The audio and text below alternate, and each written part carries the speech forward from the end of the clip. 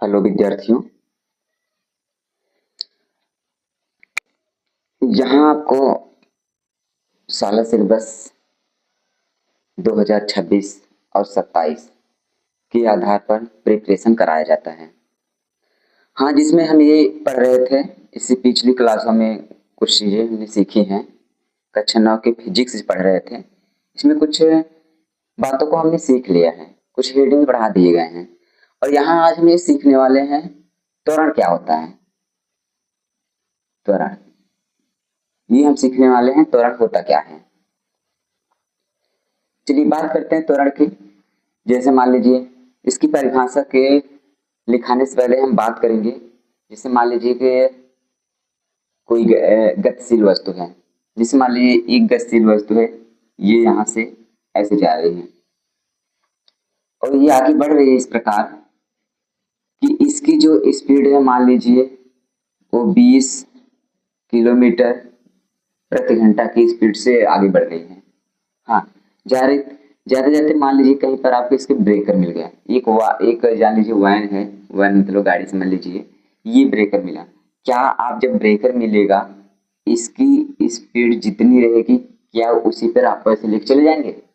ऐसे ही करते हैं, बाइक चलाते समय ऐसा ही करते हैं? नहीं करते, क्योंकि उसकी स्पीड क्या करते हैं आप, उसकी जो वेग होती है उस वेग को क्या करते हैं, कम करते हैं, ताकि हम गिरे ना।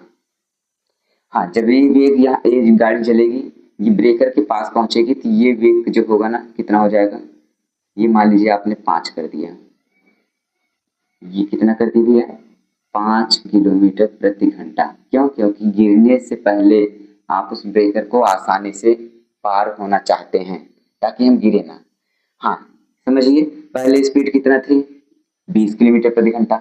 जब 20 किलोमीटर प्रति घंटा से हम जा रहे थे, इसको मानते प्रारंभिक वेग है। ये प्रारंभिक वेग कहलाता है, जिसे हम यू से प्रदर्शित करते हैं। हाँ, जब गाड़ी आगे चली, यहाँ पर पहुंची, जब यहाँ पर पहुंची इसकी स्पीड क्या हो गई, कम हो गई। जब कम हो गई तो इसे हम वी से नाम देते हैं, जिसे हम अंतिम वेग कहते हैं। क्या कहते हैं? अंतिम वेग। ये हमारा प्रारंभिक वेग है, ये अंतिम वेग है। और गाड़ी यहाँ से यहाँ तक जाने में, और इसके बाद इसकी यहाँ जब 20 की स्पीड से जा रही थी, यहाँ पहुंची, जब 20 स्पीड से 5 स्पीड से करने के लिए इसको कुछ न कुछ सेकंड का समय लगा होगा। 1 सेकंड का, 2 सेकंड का, जो भी समय लगा होगा, कुछ समय तो लगा होगा इसमें, क्योंकि जब गाड़ी जा रही थी तो कम करने के लिए समय तो लगा होगा। ध्यान दीजिए, जिसकी वेग थी और वेग में परिवर्तन कितना हो गया, पहले 20 था, 5 हो गया। कहने का मतलब इसके वेग में परिवर्तन हुआ। क्या हुआ? 20 से भी 5 हो रहा है, तो वेग में परिवर्तन हो रही। कहने का मतलब अगर कोई गतिशील वस्तु है, उसके वेग में परिवर्तन हो जाए, वेग में परिवर्तन हो जाए, वेग परिवर्तन की दर, दर का मतलब होता है उसको परिवर्तन में हमें मान लीजिए 1 सेकंड का समय लगा होगा, 1 सेकंड का समय लगा होगा, उसी को हम क्या कहते हैं, त्वरण कहते हैं। यानी कि वेग परिवर्तन की दर को क्या कहते हैं, त्वरण के नाम से जानते हैं। ये थी आपकी डेफिनेशन, यानी कि परिभाषा। हाँ, इसको लिखाते फिर एक बार समझाते हैं आप लोगों को। मान लीजिए यहाँ लिखते हैं, वेग परिवर्तन की दर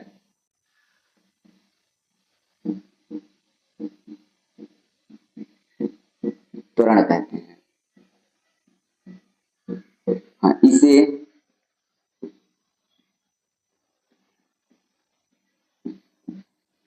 स्मॉल ए से प्रदर्शित करते हैं। स्मॉल ए से प्रदर्शित करते हैं। हाँ, इसके सूत्र की बात करें, त्वरण हम कह सकते हैं, त्वरण बराबर वेग में परिवर्तन, वेग में परिवर्तन, वेग में परिवर्तन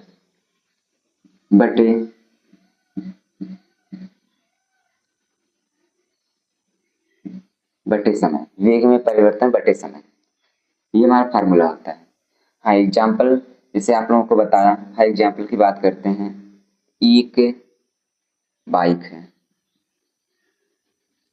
ये बाइक है मान लीजिए,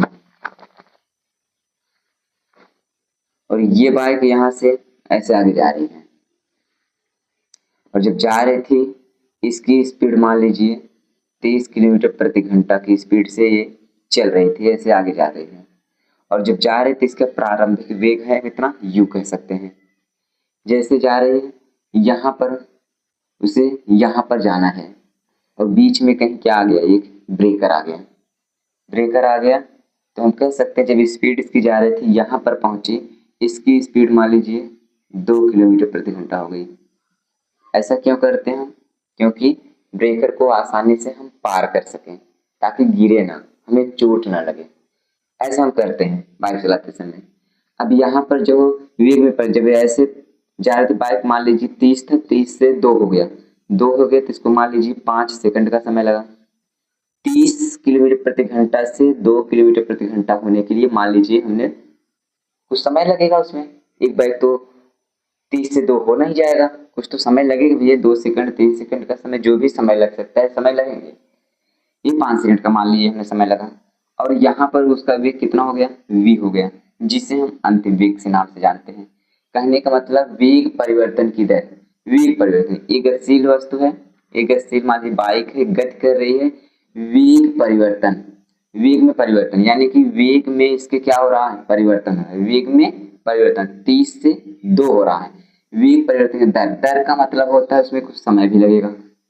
हाँ, उस वेग में परिवर्तन होने के लिए कुछ समय लगेगा, जिसे हम क्या कहते हैं, त्वरण के नाम से जानते हैं। इससे क्या करते हैं, स्मॉल ए से प्रदर्शित करते हैं, स्मॉल ए से प्रदर्शित किया जाता है। ये था आपका त्वरण। हाँ, बात करते हैं इसमें एक फार्मूला और बनेगा, जिससे हम कह सकते हैं, इसे हम त्वरण को ए से लिखते हैं। तो वेग में परिवर्तन, वेग में परिवर्तन जब भी होता है, ये अंतिम वेग है v, अभी आप लोगों को बताया, और प्रारंभिक वेग u होता है, ये माइनस, यानी कि वेग में परिवर्तन जब भी परिवर्तन होगा, अंतिम वेग में से प्रारंभिक वेग घट जाएगा, बटे क्या होता है t, बटे क्या होता है t, t मतलब समय। यानी वेग में परिवर्तन का मतलब ये हो गया अंतिम वेग माइनस प्रारंभिक वेग। चलिए यहाँ हिंदी में लिख दे रहे हैं, यानी कि अंतिम वेग माइनस प्रारंभिक वेग, ये बटे समय, ये हमारा होता फार्मूला, जिसे हम ए बराबर यानी कि त्वरण बराबर कह सकते हैं v minus you upon T, अंतिम वेग माइनस प्रारंभिक वेग बटे समय, ये था। अब बात करते हैं आगे त्वरण के प्रकार की। त्वरण जो यहाँ पढ़ना है आपको 4 प्रकार के पढ़ने हैं। चलिए बात करते हैं त्वरण के प्रकार की। जैसे हम चाल पढ़े हैं एक समान असमान, वैसे वेग पढ़े हैं एक समान असमान। अब त्वरण पढ़ेंगे एक समान असमान। एक बात करते हैं पहला एक समान,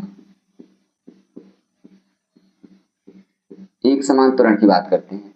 एक समान त्वरण क्या हो रहा है,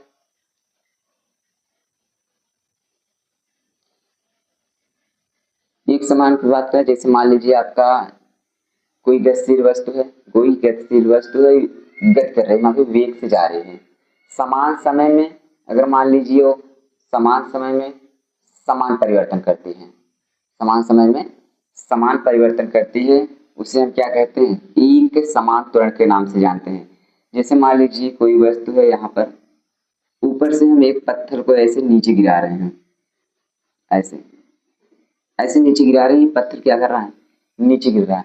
वो भी कैसे गिर रहा है, जैसे मान लीजिए हमने छत पे खड़े हैं, छत पर से खड़े होकर ऐसे ये पत्थर गिरा दिए, और जो पत्थर नीचे गिर रहा है तो उसका वेग क्या है, एक समान है। मान लीजिए यहाँ पर कैसे कब एक समान होगा, ये एक समान तभी कह सकते हैं आप जब मान लीजिए ये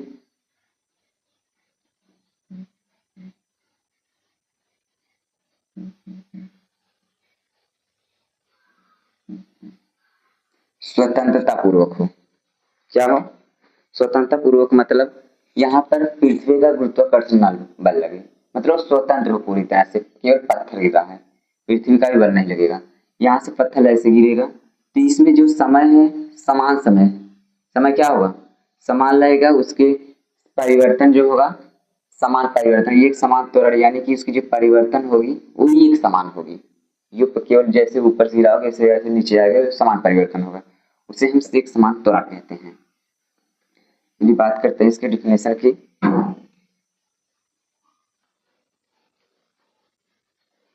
चलिए परिभाषा की बात करें। यदि किसी गतिशील वस्तु के वेग में समान समय में समान परिवर्तन होता है उसे एक समान त्वरण कहते हैं। उसे हम एक समान त्वरण कहते हैं। फॉर एग्जाम्पल की बात करें, ये कोई गतिशील वस्तु है, गतिशील वस्तु वो वेग में है, मतलब गति कर रही है, वो वेग है, समान समय में, समय जो लगे आपका समान लगे और समान परिवर्तन होता है तो उसे हम एक समान त्वरण कहते हैं। जैसे हमने अभी आपको बताया, यहाँ से ये एक वस्तु है, ये पृथ्वी की सतह पर ऐसे गिर रही है, पृथ्वी की सतह की ओर ऐसे गिर रही है, वो भी कैसे गिर रही है, स्वतंत्रता पूर्वक।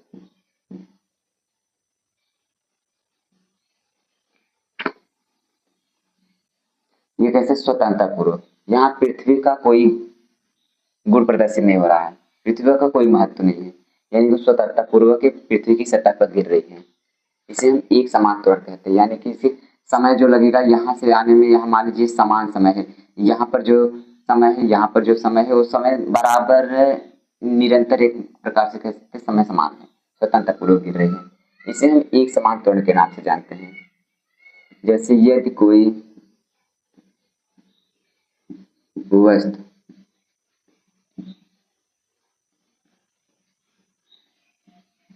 पृथ्वी की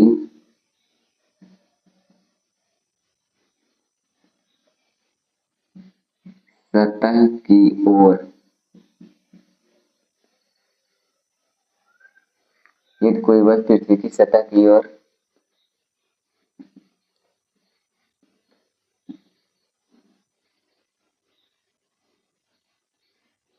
स्वतंत्रता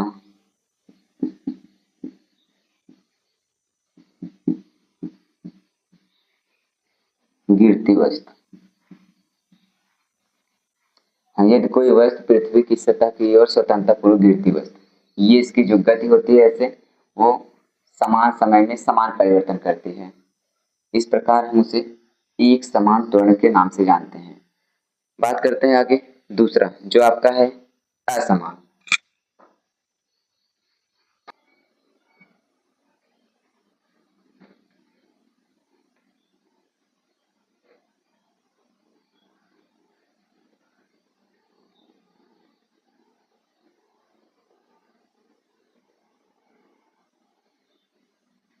चलिए ये दूसरा है आपका, जिसे हम असमान त्वरण कहते हैं। असमान त्वरण की बात करें, जैसे एक बार आप लोग देख लीजिए, ये जो सड़क पर वाहनों की गति होती है, जो वाहन गति करता है, इस प्रकार जो वाहन होते हैं, वाहन की गति सड़कों पर, जो सड़कों पर वाहनों की गति होती है वो समय के साथ समान, तो समय समान लगेगा, समय जो होगा आपका समान होगा, लेकिन उसका जो परिवर्तन होता है वो कहते हैं भिन्न भिन्न होता है।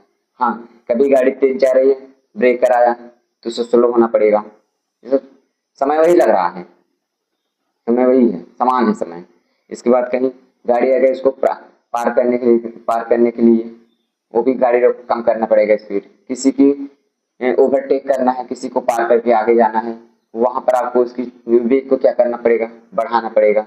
यानी कि समान समय में, समय आपका समान है लेकिन जो उसकी गति है, उसकी वेग है, वो क्या कर रही है, परिवर्तन हो रही है, भिन्न भिन्न परिवर्तन हो रहे हैं, कभी स्लो हो रही है, कभी तेज हो रही है, यानी कि हम कह सकते हैं ये भिन्न भिन्न परिवर्तन है, किसके, उसके वेग में, तो उसे हम असमान त्वरण के नाम से जानते हैं। जैसे बात करें परिभाषा की, यदि किसी गतिशील वस्तु के वेग में समान समय में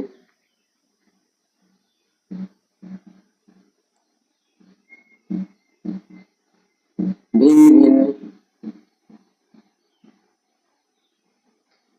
परिवर्तन होता है, भिन्न भिन्न परिवर्तन होता है, उसे असमान त्वरण कहते हैं, असमान त्वरण कहते हैं। जैसे बात करें एग्जाम्पल की, जैसे फॉर एग्जाम्पल की बात करें, सड़क पर वाहनों की गति, सड़क पर वाहनों की गति जो होती है वो असमान परिवर्तन करती है। जैसे मान लीजिए यहाँ से ये सड़क पर ऐसे वाहन गति कर रहा है, इस रूप में आगे बढ़ रहा है। हाँ, इस रूप में मान लीजिए यहाँ पर जो इसकी स्पीड से 50 किलोमीटर प्रति घंटा थी, 50 से यहाँ पर चली गई, इसकी स्पीड मान लीजिए थोड़ा सा 60 किलोमीटर प्रति घंटा हो गई, और यहाँ पहुंची तो 30 किलोमीटर प्रति घंटा हो गई, और यहाँ पहुंची तो मान लीजिए वो 80 किलोमीटर प्रति घंटा हो गई। इस प्रकार समय देखिए समान है, आपका समय कह सकते हैं यहाँ पर जो भी है समान समय लग रहा है, समान समय लग रहा है, लेकिन इसकी वेग में क्या हो रही है, परिवर्तन हो रहा है, वो भी भिन्न भिन्न परिवर्तन हो रहा है। कितना परिवर्तन हो रहा है, भिन्न भिन्न परिवर्तन हो रहा है। कहने का मतलब मान लीजिए 50 से 60 किलोमीटर प्रति घंटा होने के लिए 2 सेकंड का समय लगा होगा, बात समझिएगा। अगर 50 किलोमीटर गाड़ी चल रही थी, उसको 60 किलोमीटर हो गया तो 2 सेकंड का समय लगा उसकी वेग बढ़ने के लिए, और फिर 60 से 30 सेकंड होने के लिए मान लीजिए 2 सेकंड का समय लगा, फिर भी वो 60 चल रही थी, 30 किलोमीटर प्रति घंटा हो गई, फिर भी समय कितना लगा, 2 सेकंड लगा। और 30 से 80 किलोमीटर प्रति घंटा होने के लिए मान लीजिए उसे 2 सेकंड का समय लगा। फिर भी हम कह सकते हैं समान क्या है, आपका समय समान है, समय जो है वो समान है, लेकिन उसके वेग में जो परिवर्तन हो रहा है वो भिन्न भिन्न परिवर्तन हो रहा है, जिसे हम असमान त्वरण कहते हैं। ये यदि किसी गतिशील वस्तु के वेग में, मान लीजिए गतिशील वस्तु का है, इसका जो वेग है समान समय में, समय जो है आपका समान है, लेकिन भिन्न भिन्न परिवर्तन हो रहा है, 50 से 60 हो रहा है, 60 से 30 हो रहा है, 30 से 80 हो रहा है, क्योंकि उसकी वेग में परिवर्तन तो हो रहा है, लेकिन कैसा परिवर्तन हो रहा है, भिन्न भिन्न, कभी कम हो रही है, कभी ज्यादा हो रही है, कभी कम हो रही है, इस स्थिति में उसके परिवर्तन हो रहा है, जिसे हम असमान त्वरण कहते हैं। हाँ, असमान त्वरण एग्जाम्पल की वजह से सड़क पर वाहनों की गति, सड़क पर जो वाहन गति करता है तो उसकी स्पीड क्या होती है, कभी तेज होती है, कभी कम होती है, इस स्थितियों में वो चलता है, जिसे हम असमान त्वरण के नाम से जानते हैं। हाँ, बात करते हैं तीसरे की।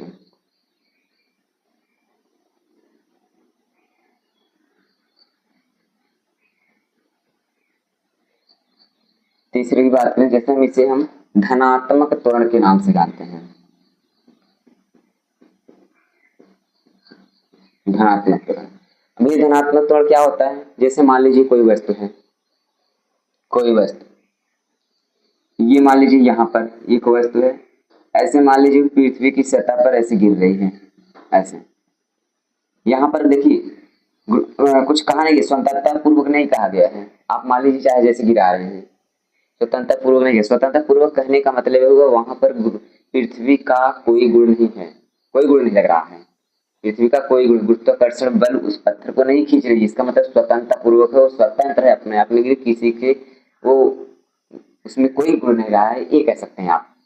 यानी कि ये स्वतंत्र पूर्वक नहीं है, पृथ्वी को मतलब वहां से वस्तु गिरा रहे हैं, ये वस्तु जब ऐसे पृथ्वी की सतह की ओर गिरेगी तो इसकी वेग क्या होगी, इसकी वेग मान लीजिए क्या होगी, यहाँ पर जब पहुंची तो इसका वेग हो गया 3 मीटर पर सेकंड से चल रही है, यहाँ पर 5 मीटर पर सेकंड हो गया, नीचे नीचे आते आते 10 मीटर प्रति सेकंड हो गया। इसकी वेग, किसकी वेग, इस वस्तु की, ये वस्तु है यहाँ पर, यहाँ वस्तु ऐसे गिरा रहे हैं तो वस्तु वेग क्या हो गई, बढ़ रही है। हम कह सकते हैं धनात्मक त्वरण को हम जैसे जान सकते हैं, जैसे मान लीजिए अगर कोई गतिशील वस्तु है, कोई गतिशील वस्तु, उसके वेग में, किसी गतिशील वस्तु के वेग में निरंतर समय के साथ क्या, समय के साथ निरंतर क्या होती है, वृद्धि होती है। यहाँ भी जो समय लग रहा है, यहाँ समय लग रहा है, यहाँ समय लग रहा है, यानी समय के साथ उसके वेग में क्या हो रही है, वृद्धि हो रही है। वृद्धि होने का मतलब 3 से 5 हो रहा है, 5 से 10 हो रहा है, यानी उसके समय के साथ साथ उसके वेग में क्या हो रही है, वृद्धि हो रही है, जिसे हम धनात्मक त्वरण के नाम से जानते हैं। ये हमारा धनात्मक त्वरण है। हाँ, बात करते हैं इसके परिभाषा की। यदि कोई गतिशील वस्तु के वेग में, यदि कोई गतिशील वस्तु या किसी गतिशील वस्तु के वेग में, यदि किसी गतिशील वस्तु के वेग में समय के साथ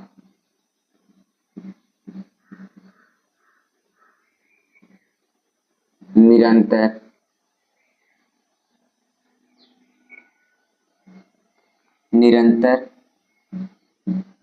वेग में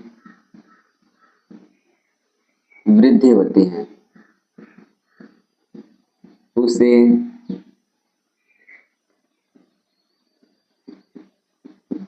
धनात्मक त्वरण कहते हैं। उसे धनात्मक त्वरण कहते हैं। यदि किसी गतिशील वस्तु के वेग में समय के साथ निरंतर क्या होती है, वृद्धि होती है, उसे धनात्मक त्वरण कहते हैं। जैसे मान लीजिए पृथ्वी की सतह है, पृथ्वी की सतह है और यहाँ से आपने इसमें वस्तु को, किसी वस्तु को गिरा रहे हैं, ये वस्तु है, ये पृथ्वी की ओर गिर रही है, ऐसे ऐसे आके गिर रही है। इसकी स्पीड मान लीजिए यहाँ 5 मीटर है प्रति सेकंड, यहाँ 10 मीटर प्रति सेकंड है। यहाँ लास्ट में आ जाता है, कितना हो जाता है, जब पृथ्वी की सतह पे आ जाएगा 0 मीटर प्रति सेकंड हो जाएगी। ये कह सकते हैं पृथ्वी की सतह पर पहुंच गया। कहने का मतलब क्या हुआ, हाँ, पृथ्वी की सतह से गिरने से पहले मान लीजिए जस्ट मान लीजिए 20 हो गया, जस्ट उसके गिरने से पहले, यहाँ गिरे तो वो शून्य हो गया ना, फिर गिरने से पहले की बात कर रहे हैं, जब गिरे नहीं है वस्तु। 5 से 10 हुआ, 10 से 20 हुआ, यानी उसकी वेग में क्या हो, निरंतर वृद्धि हो रही है। जो भी समय लग रहा है, यहाँ समय के साथ साथ उसके वेग में क्या हो रही है, वृद्धि। यहाँ 1 सेकंड का समय लगा, यहाँ से यहाँ पहुंचने 2 सेकंड लगा, यहाँ 2 सेकंड 3 सेकंड लगा, जो भी समय लगे, समय के साथ साथ हम कह सकते हैं इसके वेग में क्या हो रही है, निरंतर वृद्धि हो रही है। किसी गतिशील वस्तु की वेग में समय के साथ निरंतर वृद्धि, वेग में निरंतर क्या करते हैं, निरंतर वृद्धि, समय क्या, निरंतर वेग में वृद्धि होती है, उसे धनात्मक त्वरण के नाम से जानते हैं। हाँ, लास्ट हेडिंग बात करते हैं आपकी ऋणात्मक त्वरण की। ये चौथा है।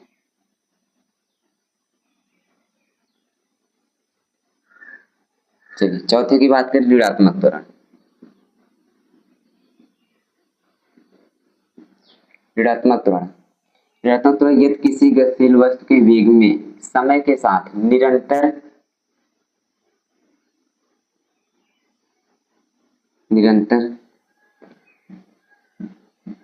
कमी होती है, उसे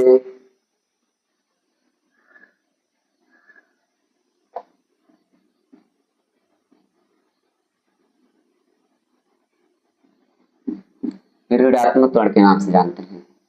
ध्यान दीजिए, कहने का मतलब ये हो रहा है, यदि किसी गतिशील वस्तु के वेग, कोई गतिशील वस्तु का वेग है, वो समय के साथ निरंतर उसके वेग में क्या हो रही है, वेग में कमी हो रही है, निरंतर वेग में क्या हो रही है, कमी हो रही है, उसे ऋणात्मक त्वरण के नाम से जानते हैं। जैसे मान लीजिए पृथ्वी की सतह है, ये पृथ्वी की सतह है, ये पृथ्वी की सतह से आपने एक गेंद को ऊपर ऐसे फेंक दिया, ये गेंद को फेंक दिए, यहाँ से ये गेंद को फेंक दिए, एक गेंद को ऊपर फेंक दिए, यहाँ पर पहुंच गया गेंद। जब यहाँ पर पहुंचा, मान लीजिए आपने जब यहाँ फेंका था, वो 5 मीटर पर सेकंड की स्पीड से फेंका था, यहाँ पहुंची तो क्या होगी, 3 मीटर पर सेकंड की स्पीड हुई। जब यहाँ एक निश्चित सीमा पर पहुंच जाएगी, वो 0 मीटर पर सेकंड हो जाएगी। कहने का मतलब उसके जब ऊपर फेंकेंगे तो क्या होगा, 5 से 3 हुआ, 3 से 0 हो गई, एक स्थिति जाएगी, यहाँ पर 0 होने के बाद फिर पुनः वो गेंद क्या होगी, जमीन की तरफ आएगी। यानी कह सकते हैं समय के साथ इसके वेग में क्या हो रहा है, कमी हो रही है। ये समय लग रहा है, समय बढ़ रहा है, आपका समय ज्यादा हो रहा है, यानी समय बढ़ रहा है, समय के साथ इसके वेग में क्या हो रहा है, 5 से 3, 3 से 0, यानी कि वेग में इसकी कमी हो रही है, जिसे हम ऋणात्मक त्वरण के नाम से जानते हैं। ये था आपका ऋणात्मक त्वरण। हाँ, आगे जो हेडिंग है कुछ क्वेश्चन आपको बताने हैं, इससे संबंधित हम क्वेश्चन की चर्चा करेंगे। हम यहीं पर अपनी क्लास समाप्त करते हैं। नेक्स्ट क्लासों में मिलेंगे जहाँ पर हम कुछ न्यूमेरिकल्स देखेंगे, फिजिक्स के न्यूमेरिकल की चर्चा बाद में करेंगे यहाँ पर। तब तक के लिए आप लोगों को धन्यवाद।